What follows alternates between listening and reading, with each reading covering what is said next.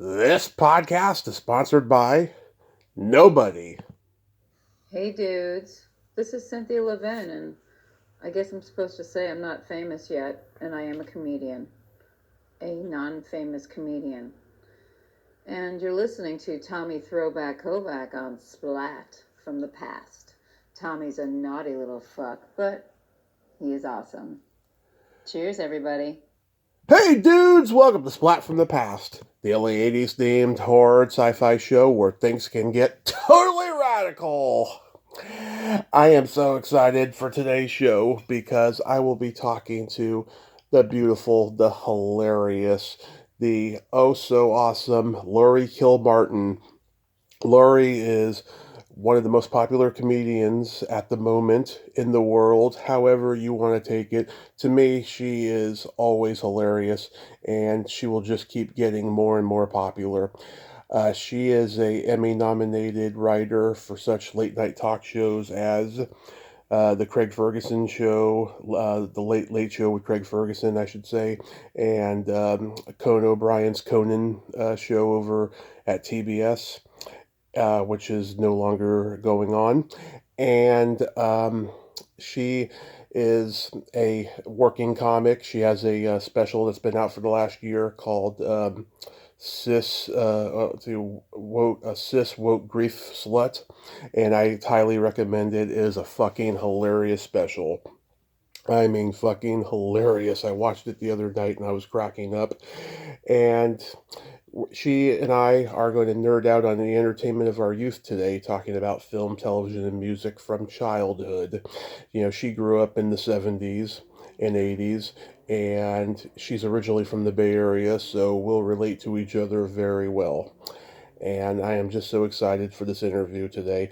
I've heard her on Marin over the years and various other podcasts. And when I did stand up in the Bay Area, I used to hear her name all the time. You know, a lot of people love her. And it's going to be great having her on today. I just cannot wait. I can't tell you. Oh, and she has her own podcast, The Jackie and Laurie Show, co hosted with Jackie Cashian, and I highly recommend that as well. You can get that on Spotify and other platforms. Also, happy heavily birthday, my best friend Spaz, who passed away 11 years ago. I miss him every day. I think sometimes, what would he think about my podcast? I mean, he was a nerd too, and he was his own social critic. He'd probably be fucking astounded to know that I've interviewed celebrities. But then again, he's with me every day. So yeah, here is my interview with Laurie Kilmartin.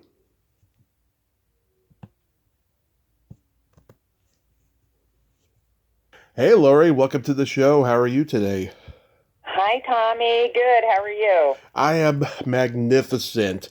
I can't tell you what an honor this is. I've been a fan for a long time. I used to do stand-up in the Bay Area, and I think I may have saw you pop in at the Brainwash Cafe like at least once back in the day. But like, yeah. I think when I was prepping for not America's Got Talent, Last Comic Standing. Yes, I may have saw you there because I was just starting around that time, and you know people used to talk and say how awesome you were. So I thank you so much for Oh, coming on wow. today. Yes, absolutely. So going back in time, let's start with movies. Do you remember the first movie that impacted you as a child? I guess it was the Bambi movie. Bambi? Was it Robin Hood? I had a crush on a animated figure. I think it was a fox, so it must have been Robin Hood. But perhaps Bambi as well because of the loss of his mother. Yeah. Wow. Yeah. I think Bambi affected, generations of people, because it ends so sadly. But yeah, I mean, Back to the Future had a huge impact on me. I remember, looking at my parents' yearbooks and having that fantasy of going back in time to when my parents were in high school so I could find out why they're so fucked up and why I'm so fucked up. You know what? It's weird. Like, even after your parents die, you still want to investigate what the fuck happened. Yeah. And almost it's easier after they're dead, although they have all the answers. But you can't get them really. I don't know. Something about them not being there kind of clears the meadow of trees that are getting in the way, and you can actually start, poking around. But, you'll never get your answers because they just exist in a different place. I've been lucky. I've gotten some answers, but then there's others, like you just described. Yeah, I may never get the answers to. Yeah. What movie genre did you gravitate toward the most? I'm not I don't know. I'm probably not the best. I'm not like a crazy movie hound. I sort of just right. I haven't since my kids. Since I became a parent, it's like the last thing on my list is go to the movies. Yeah. So I don't know. Usually, when I was on the road, when I was a feature, I just see whatever was free. We would frequently, they had a deal with the movie theaters. You can just pop in and see something for free. Yeah. Some of the clubs did, so I kind of just, I'm not the movie fanatic that anyone wants to hear from, I think. But like when you were growing up, were you like into comedy movies, horror, like stuff like that? I guess comedy, Breakfast Club, Pretty in Pink, that kind of thing, I think. John Hughes, yeah. John Hughes, oh my God, he was just brilliant. Yeah. He was brilliant. Yeah, The Breakfast Club. I could watch that movie over and over again and never get tired of it. Quote every line. It's one of the best movies ever. It should be a play. I know that some high schools do it as a play, but it should be like a play on Broadway. Really? Oh, yeah. I just watched my son watching it. I'm like, oh my God, this is a classic. Also, there was, St. Elmo's Fire, which was not good, but I didn't have any taste at the time, so I thought it was great. And I remember me and my friend Leslie leaving the theater, and she was like, Oscars for everyone. And I was like, yes. Yeah. Yeah. I like St. Elmo's Fire too, but it's not great as much as the Hughes movies. But yeah, that's a good one too. Were you into like Airplane? Oh yeah. Airplane was great. Yes. Loved it. Yeah. Yeah. Animal House or Caddyshack? Yeah. Wait, I don't think I saw Caddyshack until way later in my life for some reason. So I didn't agree with it, but it was out. Meatballs maybe was the Bill Murray movie that I saw frequently. There was some summer where it was all happening all at once. Maybe Meatballs and Rocky 2. I don't know if they came out in the same summer, but they sort of exist in the same place in my head where I saw them with my swim team and we got really psyched up. And so I love those two movies as well. I can actually confirm they actually came out like the same weekend, Meatballs 2 and really? Meatballs and Rocky 2. Yeah, June 22nd, 1979. Yeah. Yeah. I have this Rain Man-like ability of remembering release dates of movies. All right, cool. Yeah, I mean all the ones that I just mentioned, I could tell you when they came out. It's a weird gift that I have. So I used to do this thing at the bar where I would say name an old movie, and then I would give them the release date, and then they'd look it up and they go like, "Dude, oh my God, you're a prophet. You're a movie prophet." It's fucking nuts. Yeah, I mean, God, there were so many great comedy movies back in the day. Fast Times at Ridgemont High, Used Cars. Yeah, the Porky's movies. Were you into Gene Wilder? Yeah, he might have been a bit older for me. Porky's, I remember I saw with a different swim team, and I was like, ugh. It was a swim team with teenagers, and it was just kind of gross. But I'm sure I see how it appealed to a certain demographic, namely teenage boys. But yes. Yeah, and they made 3 of them too. Yeah, I mean, Gene Wilder, he was one of my comedy heroes growing up, and there's a great documentary out about him that I recommend. I talked to his widow about it last year. Wow. Yeah, she couldn't believe how I knew like every movie of his, even his most obscure ones.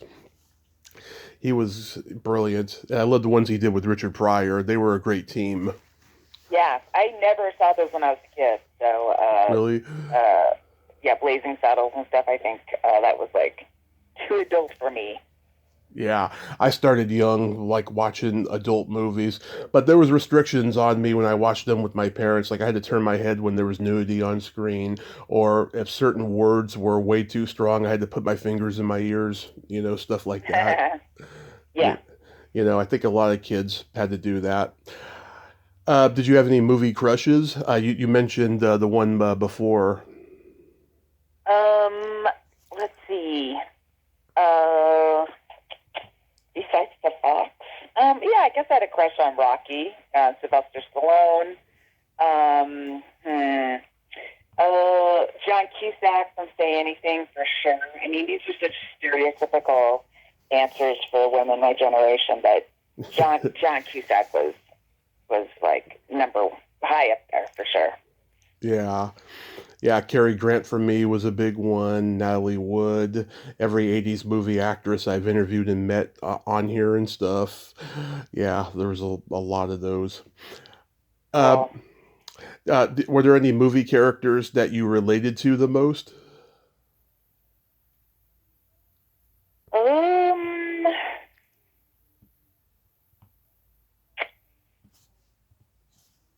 I can't think of any. I'm sorry. It's okay.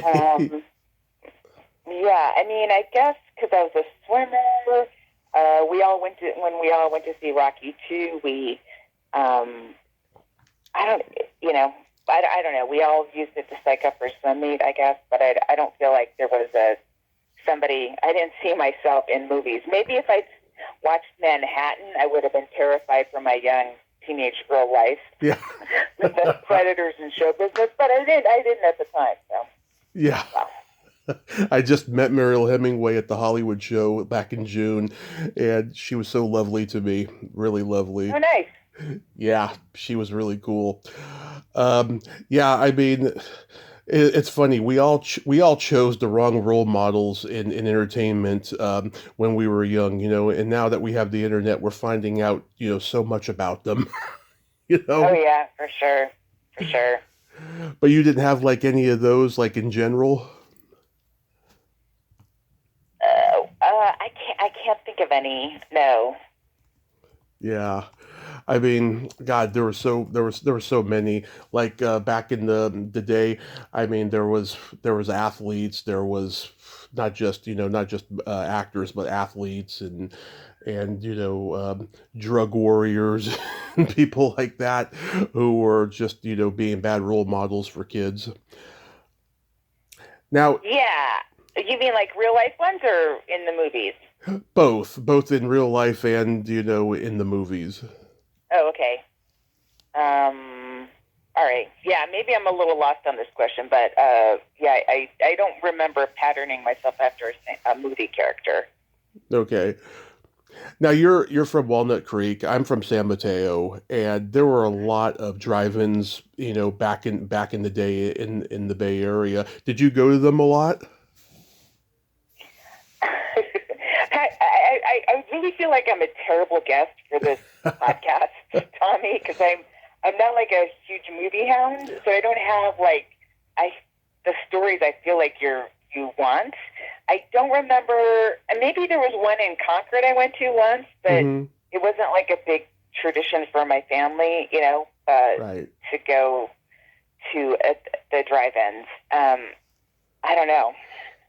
Well, luckily that was my last movie question. I'll move on to television. Okay. So getting into television, did you watch KTVU Channel 2 Creature Features? Yeah, I remember seeing that. Yeah, I would stay up late. I think that was Saturday night, right? Yes. First it was Bob Wilkins, and then he passed the torch to John Stanley, and I've met him and interviewed him a couple times, and yeah, that guy's got stories. He's written like 20 books just about being a creature feature host. Oh, really? Oh, wow. Yeah, he had all these amazing Zelig like moments. He met and interviewed a lot of famous people. He got to go to Paramount Studios to interview the cast of Star Trek and Lucille Ball, who greenlit that show. Just as the show was starting. Oh, that's crazy. Yeah, it's really Um, crazy. Yeah, I used to. Yeah, it's funny. That show was on before I was born, but like, I mean, it was like mythic by the time I came along. Like everyone talked about it, and when Bob Wilkins died, I was so disappointed in KTVU because they only gave like maybe like a minute long segment, obituary for him. They should have given him like a half an hour because that guy made KTVU pretty much. well, you know what? I feel like you're picking up the slack and reminding everyone what he did and that he was alive. So that's cool. Yeah. Do you remember Carol Doda? Yes. She. What was the Condor Club, right, in San Francisco? She was. Yes. The topless dancer. She was pretty famous when I was a kid. I remember she popped up in the country across the time. She's had like a little, like an other. It's a little section called Other where they had celebrity news. Mm-hmm. So crazy. It was just not part of real news with celebrity news. It was just these little paragraphs. And Carol Doda was frequently pop up as in one of those paragraphs. Yeah, she did the promos for Action 36 KICU, and every like promo had like an innuendo about her breast. She would say, "You could see it on the perfect 36." Yeah. Yeah, I think I remember that. Yeah.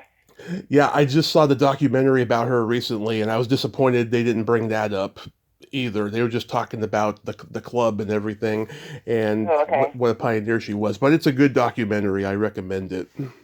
Alrighty. What sitcoms did you watch growing up? Let's see. Mary Tyler Moore, Bob Newhart. What else was there? All in the Family, The Jeffersons. Oh my God, I'm blanking. Kid Dynamite.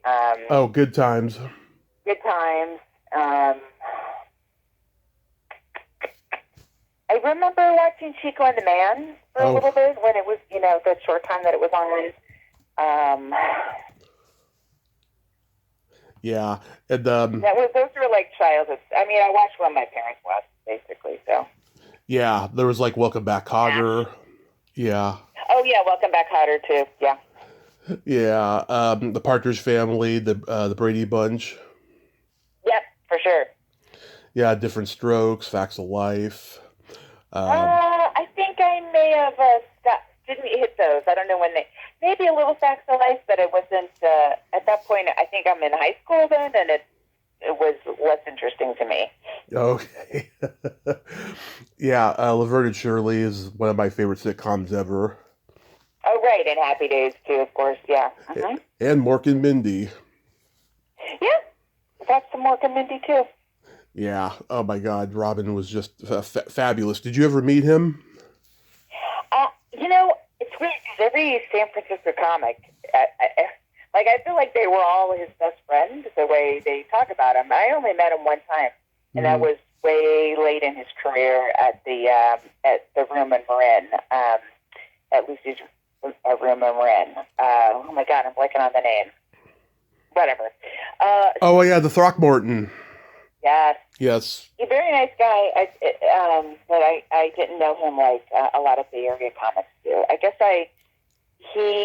when I started, he would sometimes pop into the zoo, but he was sort of protected. He had people around him, and then he'd leave. And then I moved away, and so maybe that's when he started getting back into stand-up and started hanging around clubs.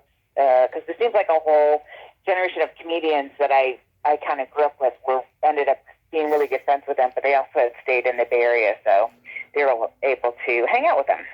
Yeah, I mean, he really went back to his roots in the later years, and I think that was just so fabulous that he could just freely hang out, with Rick Overton and Steve Pearl and all those guys he came up with.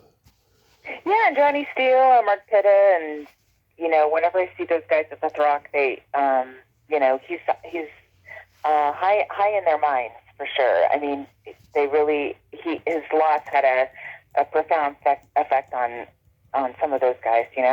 Absolutely. Yeah. And of course, he had that specific, riffing style that guys like Overton and Pearl and even Warren Thomas had. Oh yeah, Warren Thomas for sure. Yeah. Yep. Did you watch the Carol Burnett show?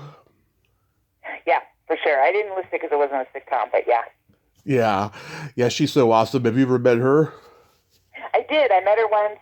I used to write on Conan, and so she was one of our guests, and I hardly ever asked to meet any of the guests, so every once in a while, the writers would crack and ask the segment producer, and I know Ryan Kiley met Dick Van Dyke, and that was, like, really important to him. He was important to me, too, but not, like, you could tell.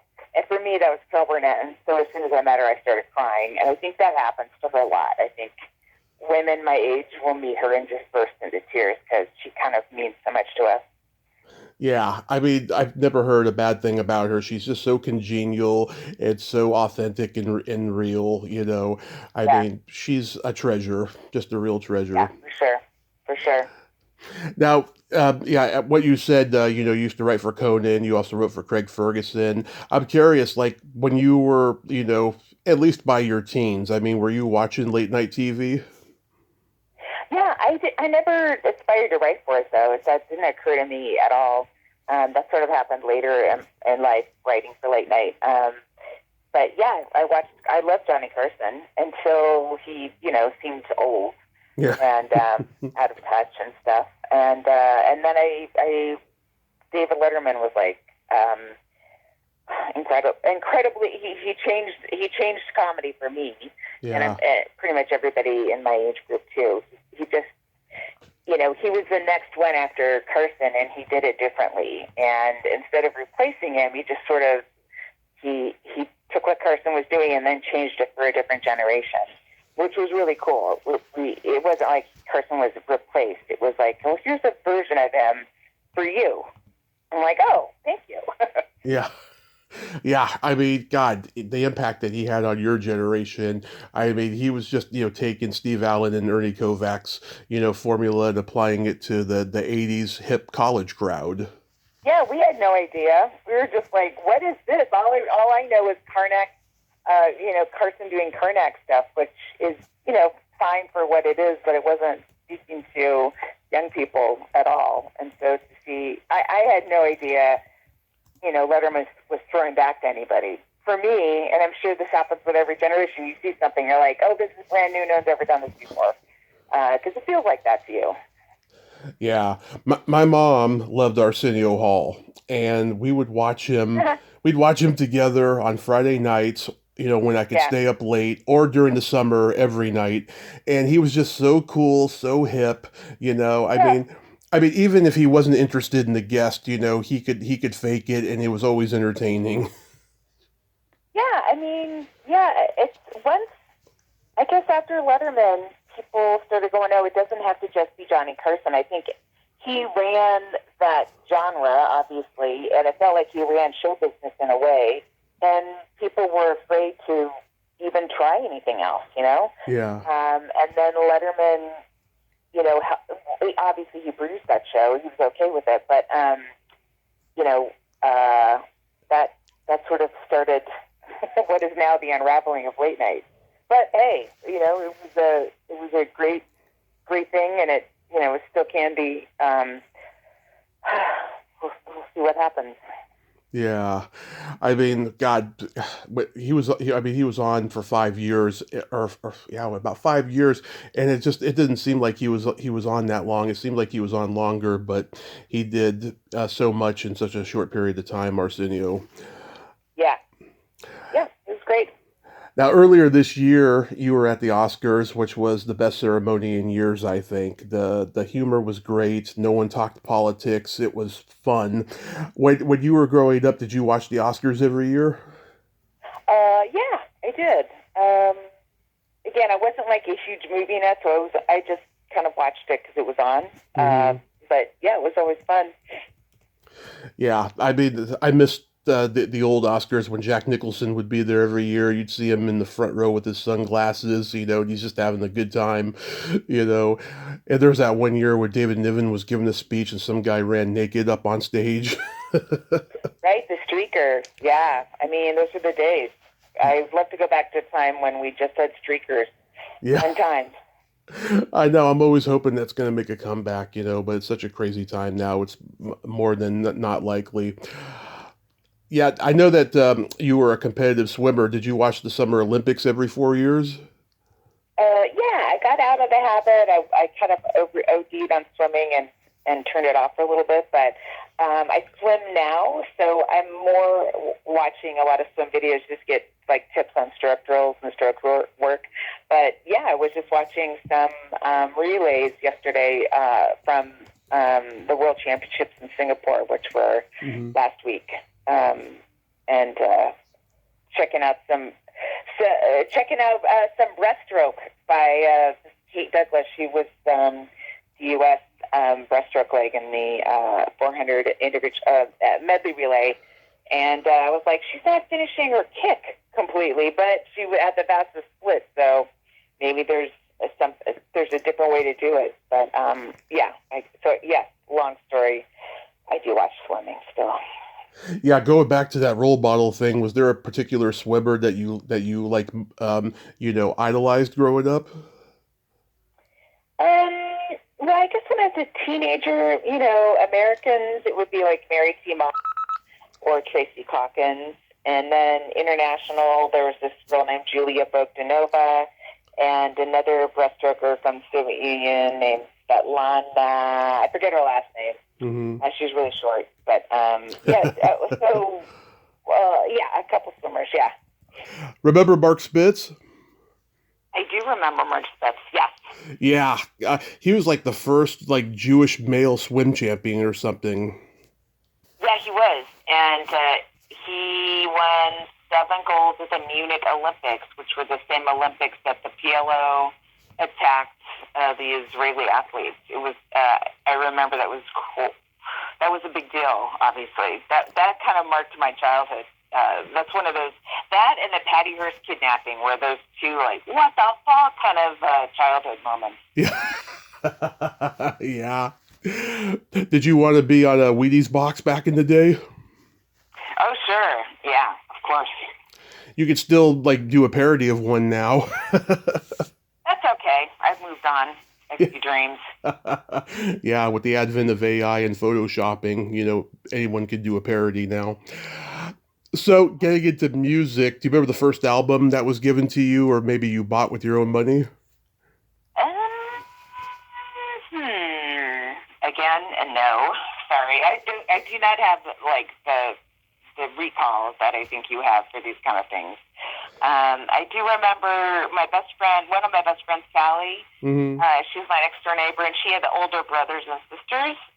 No one else in my neighborhood had older brothers and sisters. We were all the kids on my street were the oldest. Mm-hmm. So she had these exotic creatures called Nancy, Matt, and Dave, and they were all 5 to 8 years older than us, and being at her house sort of introduced me to different music. Queen, Fleetwood Mac, I remember the most. I was appalled at Queen lyrics. I couldn't believe it as I read the lyrics on the back of the album. I forget which of her siblings owned the album, but I was shocked. Interesting. Never heard that before about Queen. Wow. Yeah, I mean, my dad was a musician when I was a kid. He had a rock band, and he got me into all the Bay Area bands. Huey Lewis and the News, Greg Kihn, the Motels, Santana, the Tubes, Montrose, Night Ranger, Y&T. Yeah, actually, I got into Y&T actually on my own. My dad wasn't a big fan of theirs, but I'm sure you liked a lot of those bands, right? Oh, for sure, yeah. I mean, if you say it, I'll remember them, but I don't remember them on my own. Yeah, my uncle played Quicksilver Messenger Service's Happy Trails over and over again when we would have barbecues at his house, because they did a cover of Bo Diddley's Who Do You Love, and it's 25 minutes long. Oh my God. Yeah. Greg Kihn just died, but that was kind of surprising to me. He wasn't didn't seem that old, but maybe he was, or maybe it was that lifestyle. He was in his 70s, yeah. That guy, oh my God, it's hard to define his music because it was kind of like power pop, but then he would like experiment with other genres, and he was just Yeah. a great songwriter, very underrated. And I used to listen to his radio show in the morning before school when I was like in junior high and Oh, stuff. neat. Yeah. I mean, I didn't agree with what he said politically, but he was such a character, he had this very unique voice. He was from Baltimore. Oh, okay. Yeah. Yeah, you did. Can you remember when MTV was first launched? Yeah, I mean, I didn't have cable. We didn't have cable at our house, but I remember hearing about it, and I would somehow, I guess, see commercials for it or see it at other friends' house that did have cable. Yeah, it was like something from a whole new planet. It had never been done before. And Yeah. the guy who started it, Bob Pittman, I just heard him on Rick Rubin's podcast the other day talking about the origins of it. Man, they almost went off the air in the first year. I mean, Oh, really? yeah, because it took a couple of years to build up momentum. Yeah. As far as financially. Do you remember the first concert you ever went to? I believe it was a B-52s concert at the Greek in Berkeley. Huge B-52s fan. They're great. Yeah. Yeah.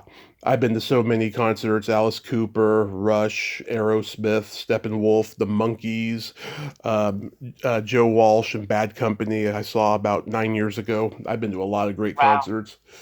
Yeah. Wow. Did you have comedy albums? I got them after I started doing comedy. I guess we had Steve Martin's albums when I was a kid, but since I was a swimmer, I was pretty busy, and I was out of the house from I don't know, 6 a.m. to 7 p.m. Monday through Friday. Mm-hmm. We had workouts before and after school, so I didn't have a ton of time to go into all this, do a deep dive on a lot of the pop culture stuff that was happening at the time. Mm-hmm. I sort of experienced it, secondhand, I guess. But so yeah, I didn't go to a ton of concerts, is what I'm saying, because I was too sleepy, I guess. I don't know. Yeah, I totally get it. So are you working on a new book or a special?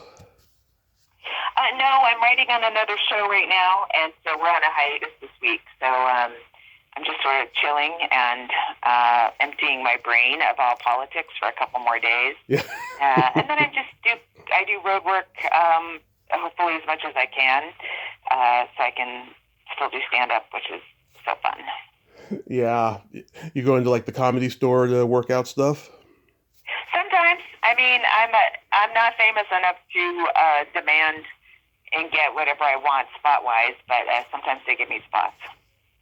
Yeah, I love that place. The first time I went there, I was like, God, this place has so much history. It's so awesome. Yeah. It's cool. It's fun to be there. I love the last special you did, Sis Woke Grief Slut. I was dying. Oh my God, it was so hilarious. Thank you. I appreciate that. Thanks. Yeah, I enjoyed it so much. Did you get a lot of good feedback on it? Yeah, I guess so. I mean, there's so many specials being put out every year. It's just hard to, I just look at it as a thing I can clip up, throw on Instagram in 30 to 90-second bits, and hope people come to shows. They don't feel like specials to me anymore. It just feels like this thing you have to, you just have to chop up and send out. The way comedy is now, I mean, I guess some people still watch a full hour. They do, but most people just watch little tiny clips on Instagram and TikTok. And I just hope people come to a live show. That's really all I would want. I don't know what a special is supposed to do anymore besides help you kill material that you're sick of. Yeah. Exactly. I know it's not special anymore. I've heard a lot of comedians say that lately, and it's true. I don't get the same feeling watching them anymore, but I do enjoy watching them because I love comedy. Mm-hmm. And I also love your podcast with Jackie Cashian. How often do you guys drop episodes? Once a week. Yeah. Yeah, I just love how you guys go down rabbit holes and stuff. It's just a lot of fun. You guys, you two are like a comedy team almost. Yeah, I guess so. Yeah, we just finished our 500th episode, so it's been a long time. I just did my 2400th episode of this last week. Oh, cool. And I interviewed Lucille Ball's daughter, Lucy Arnez. Oh, neat! Wow. Yeah, it was magical. That's all I could say. Yeah. Because I've gotten this far, and then and I'm a huge I Love Lucy fan, so of course it was just thrilling. So real quick, we gotta play my secret silly game. This is a series of silly slumber party questions. It's no win or lose, it's just pure fun. And how the game works is I ask you the question, you answer it, and then you ask me that exact same question and I answer it. And feel free to comment on the answers because they might be funny. Okay. Laurie, are you ticklish? I'm a little bit ticklish. Are you ticklish? Oh yes, very ticklish. Is your belly button an innie or an outie? My belly button is an innie. Is your belly button an innie? Yes, it is also an innie. I think I'm going to go on record and say the outies look strange to me. Some people feel that way. Yeah. I can help it. I went on a date with a girl once, and she said, if you have a doorknob outie, this is a deal breaker. So I had to lift up my shirt, and then we still never saw each other again after that. It just wasn't there. The chemistry wasn't there. Like she was trouble. Yes. What color are your toenails painted? They're pink right now. What color are yours painted? They are clear polish, and when you see them in the sunlight, you can see rainbows. Neat. Yeah. I just bought this clear polish at the Dollar Tree. I didn't know about the rainbows until the sunlight. I was like, wow, this is cool. I get a bonus. Right. What would you say is your best personality trait? Oh, I don't know. I don't think I have a good personality, but I mean, if you don't like chatty people, I'm your gal because I'm kind of a shut-in. So, I guess that's it. What's your best personality trait? I have empathy and I have no filter. All right, cool. Well, you got 2 and I've got 0, so we ended up averaging 1 apiece. Well, I'm a Gemini. Oh, sure.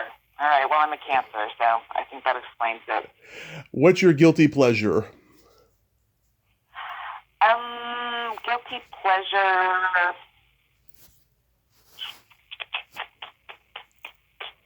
I guess Twitter, because I spend too much time on it. Yeah. It's not good for me, and it's all full of bots. It gets worse every week, but I still get on it. I hate it. I wish someone else would buy it. Yeah, I agree. And then for me, watching a raunchy sex comedy movie and eating pizza. Oh, all right, sure. Yeah. I mean, that's the second runner-up for sure. And then my favorite question is there a stinky smell that just makes you gag? Besides, like, farts? Barf is a popular one. Farts, just in general. Let's see. Although I guess they don't make you gag. They're just an appalling assault on your senses, especially if you didn't hear it and you weren't warned. Yeah. I mean, I guess I'll think of something as soon as this podcast is over. That'll usually be my way. I don't like the taste of coconut, but that's not the question you asked. What's the scent that makes you stick to your stomach or nauseous immediately? Well, farts and feets are the ones that I'm not a big fan of. Right, yeah. Laurie, this has been a tremendous honor. Thank you so much for coming on today. And you were just so charming and engaging, and it was just... I was not. It was no, it was you made great conversation. You were charming and engaging, Okay. and even though you couldn't think of stuff for the movie stuff, it was still a great conversation. And I thank you.